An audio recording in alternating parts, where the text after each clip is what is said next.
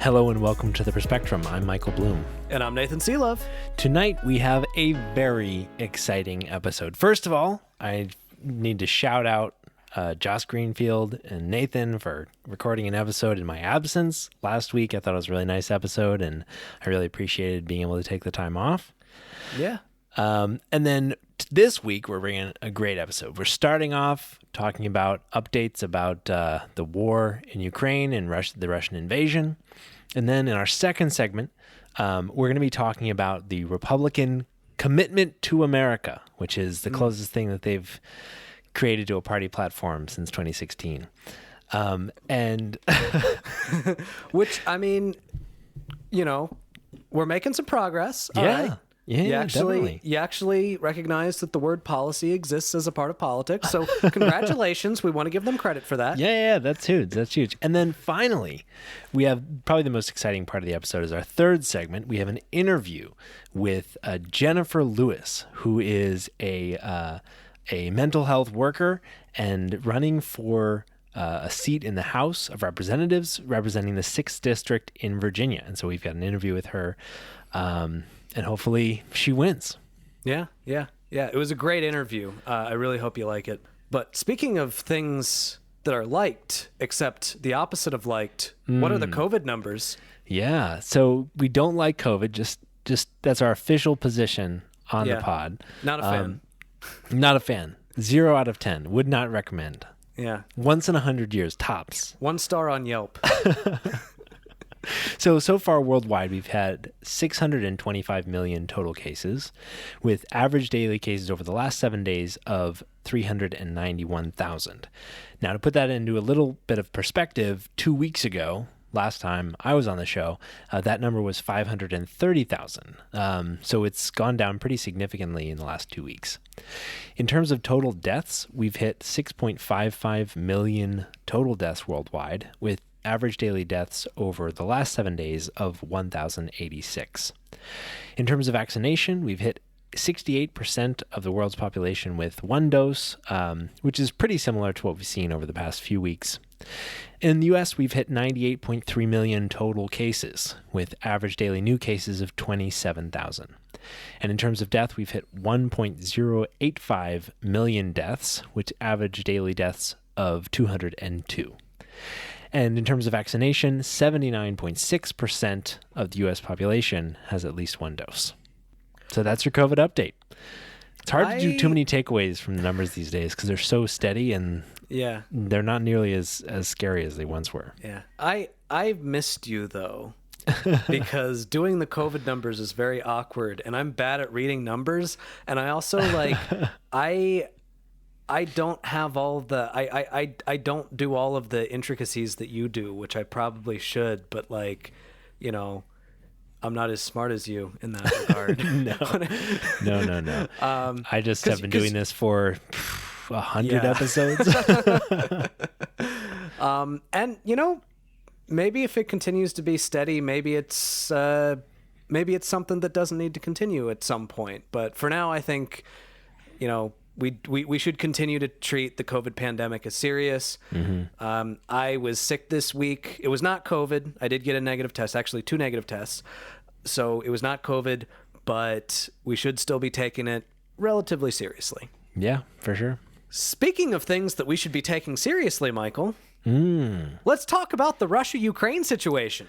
I mean, I think the real story this week is actually about Elon Musk, because he solved it. He figured out. He did. He solved the war in Ukraine. That's amazing. He can add that notch to his belt. With a tweet, no less. His favorite mode of management.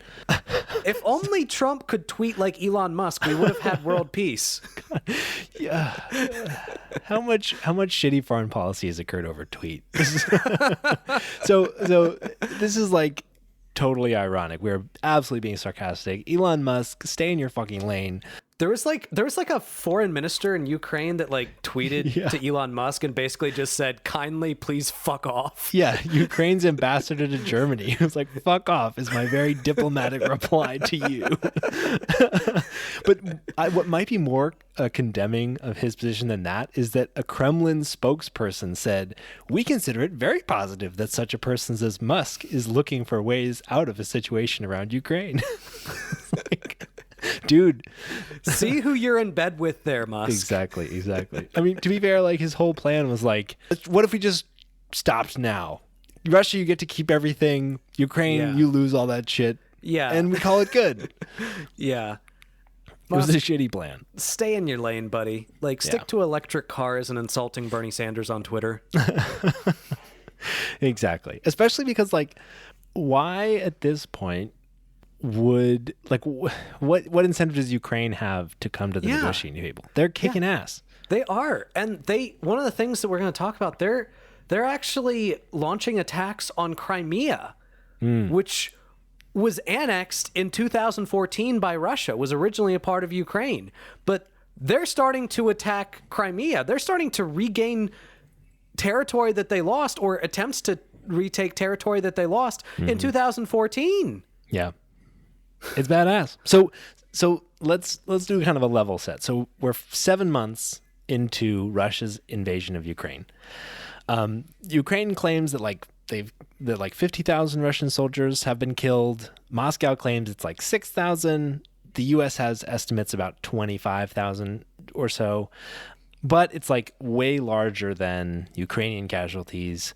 What's really sad is that civilian casualties in Ukraine, 6,000 people have died. According to Statista, 9,000 more have been injured. And like, we're talking about a country just being ripped to shreds by invasion, which makes total sense.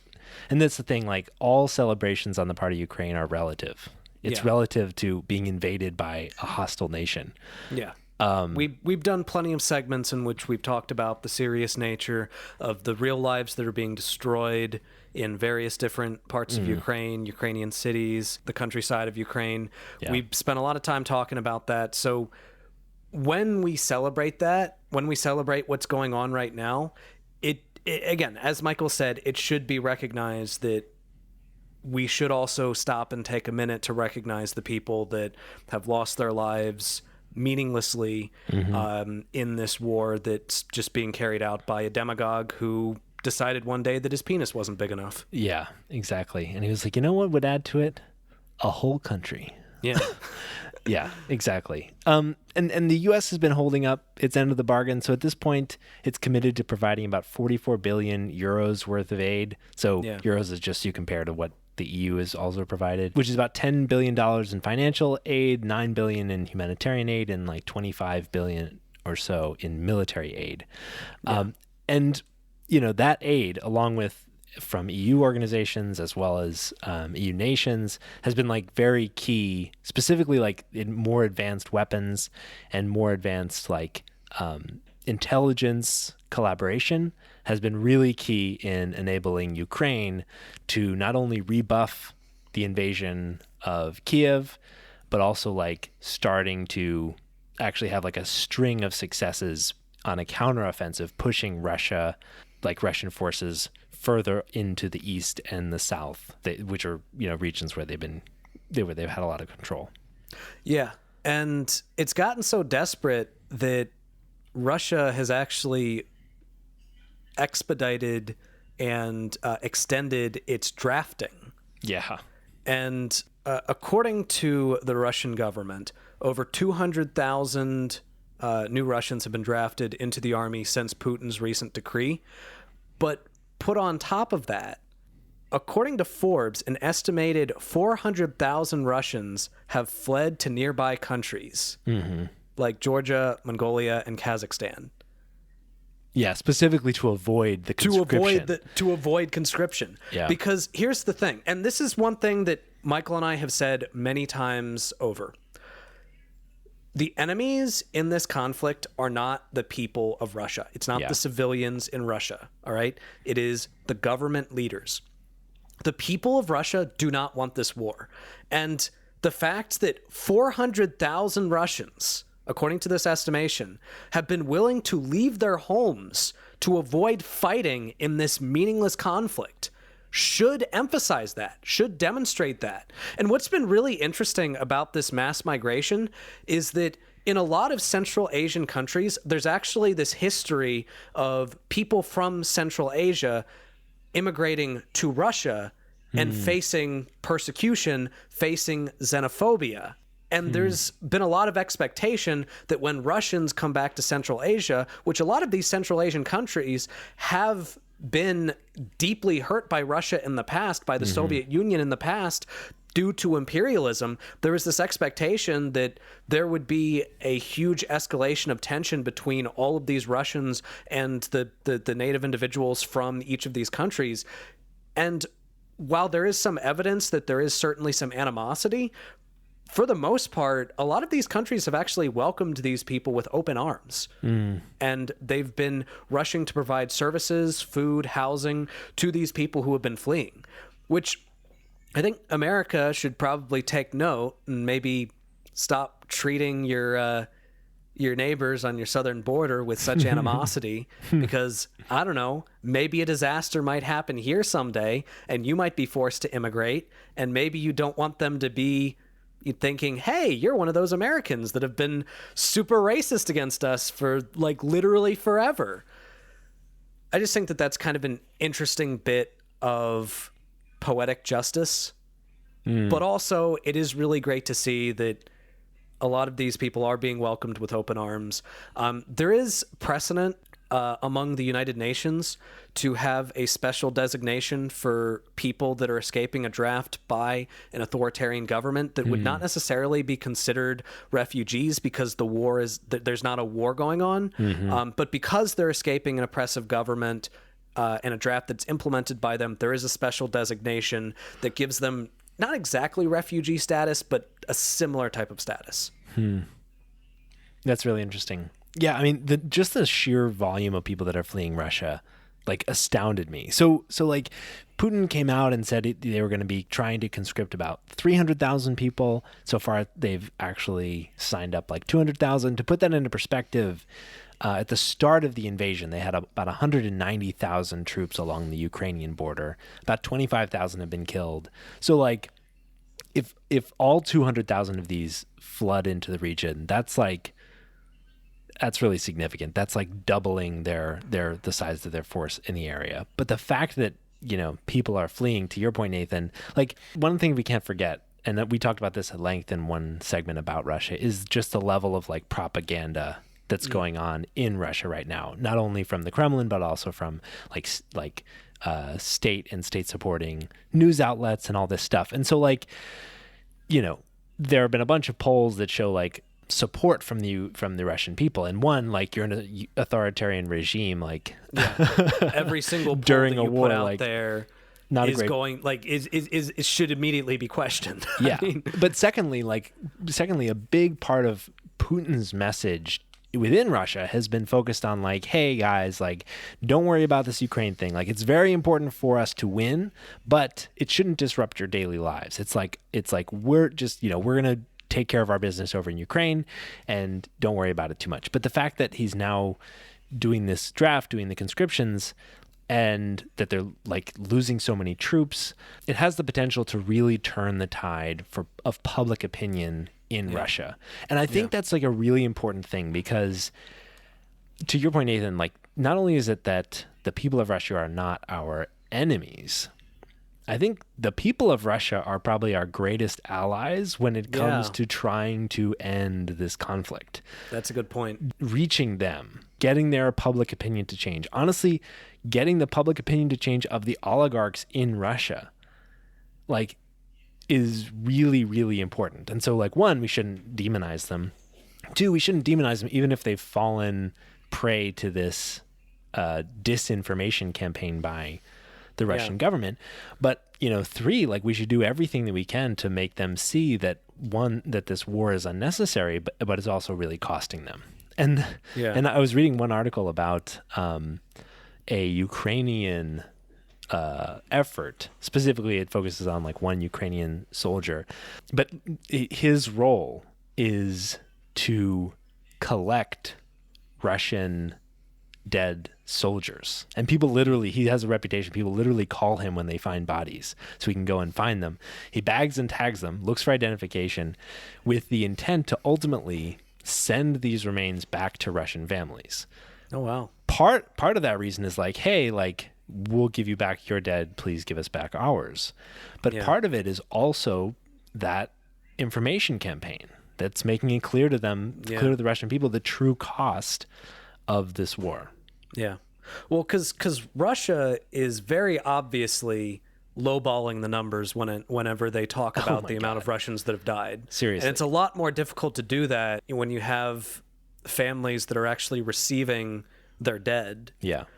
Also, in terms of the disinformation campaign, he attempted to hold a bunch of sham referendums in occupied parts of Ukraine that have just been laughed out of the room by the United States, by the international community, by the UN. They're coming out and they're saying, oh, look, all of these Ukrainians have overwhelmingly voted to join Russia, and they are now Russian citizens. Let me read you some of these fucking numbers. So in the Donetsk region of eastern Ukraine, the vote came in 99.23%.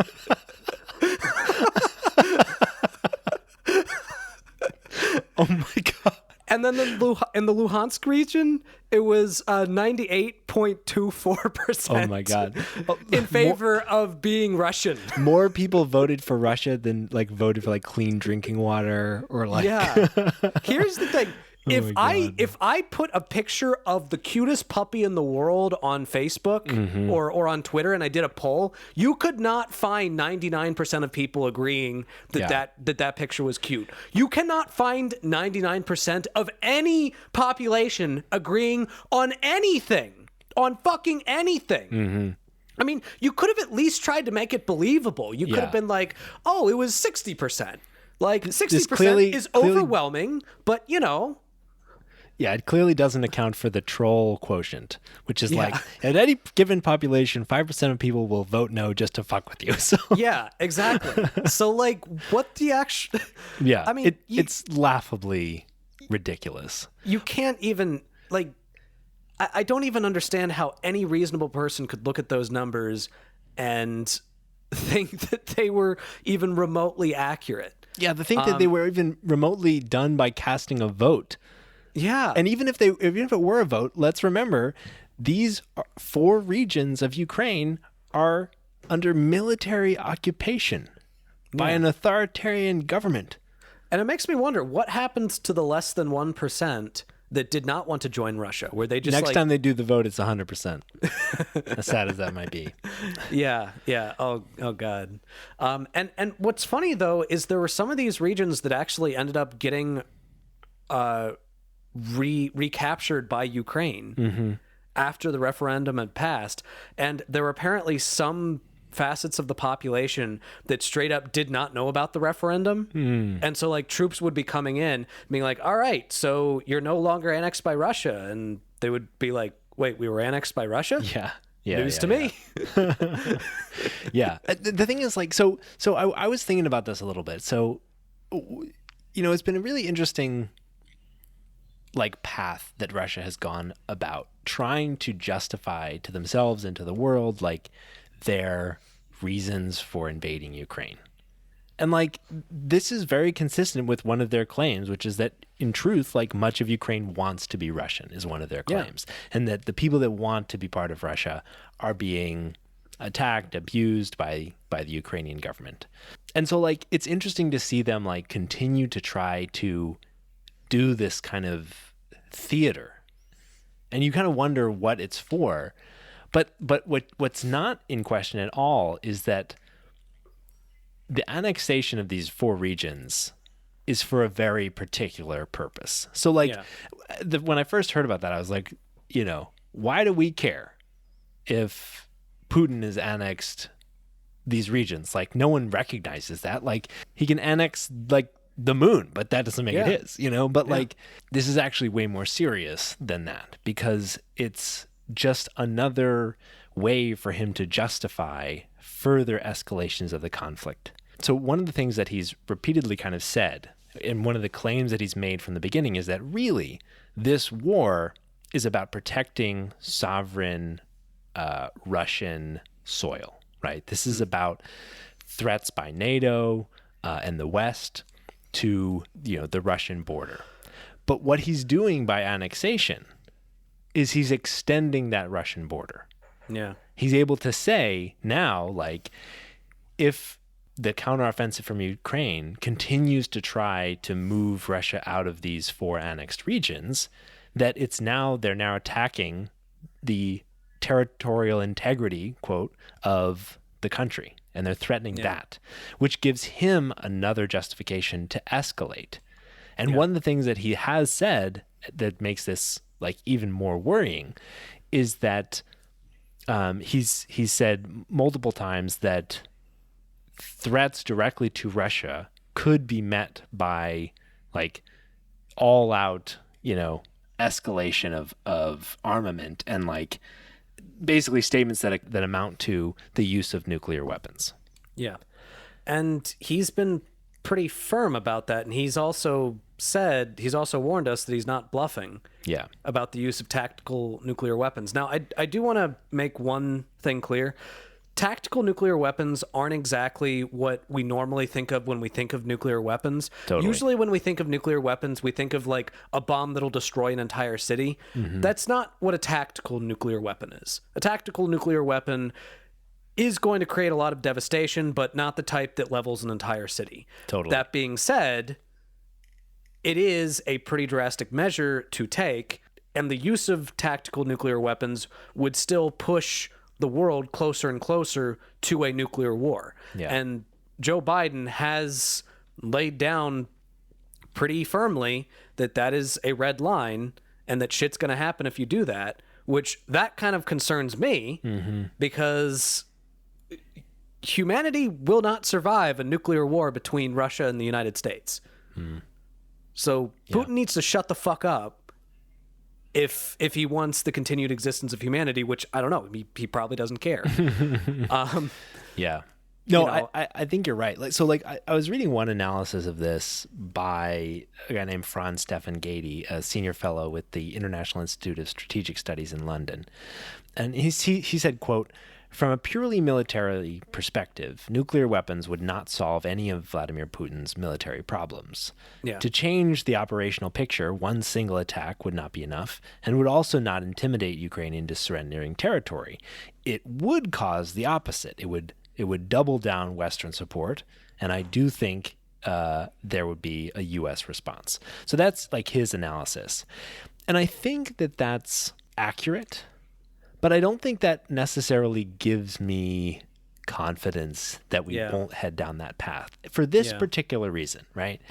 If you think that Putin is not a true believer, if you think that his warning is actually, hey, I'm going to go set up this corner over here, don't you dare back me into it. If you think he's just acting, then that analysis holds up, right? That analysis says all you have to do is convince Putin that he's going to lose and that he needs to cut his losses. Or like all you have to do is get him to diffuse the situation or give him an out, give him a way to, save face or something like that. There are lots of ways out of the situation if Putin does not truly believe the rhetoric that he's putting out.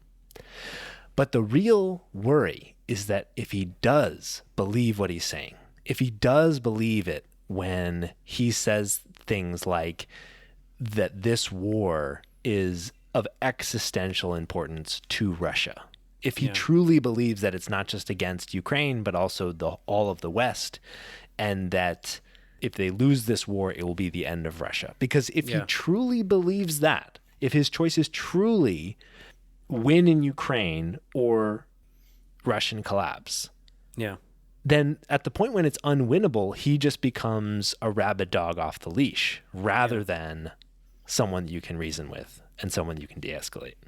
Yeah. And this also kind of comes back to one of the things we've talked about on the pod before, which is the idea of the madman paradox, where part of it could actually be strategic madness. Yeah. So the idea behind the madman paradox is that if you take a guy who either actually is or at least acts like a madman and has the destructive ability of a nuclear nation, for example, there's going to almost be this indirect stabilization of the world order, because people are going to act very carefully around that madman, because they're worried, oh my God, this guy could hit the button and blow us all up in 2 seconds. Yeah, sure. So it almost creates further stability, and that could be part of the strategy here. I don't know. Yeah. But one of the last things that I wanted to mention in terms of where we stand in terms of policy is that Ukraine has doubled down on its efforts to join NATO. And I just want to very briefly talk about that, because here's the thing. After the war is over, I think that might be a conversation to have. Like, if Ukraine ends up being victorious and Ukraine still exists.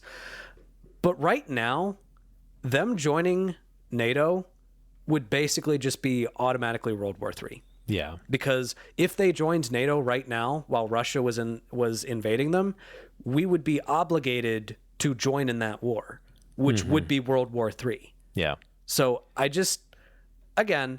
completely understand from Ukraine's perspective why they would be asking to join NATO. Sure, of course. Like, I completely understand from their perspective why they would want the rest of the world to take up arms and come into Ukraine and just push Russia out. I completely understand that. I don't fault Ukraine for that. However, in terms of the rest of the world, that would mean World War III. Yeah. So I just want you all to be very clear when you are talking about, well, what should the United States response be to this? What should the international community response be to this?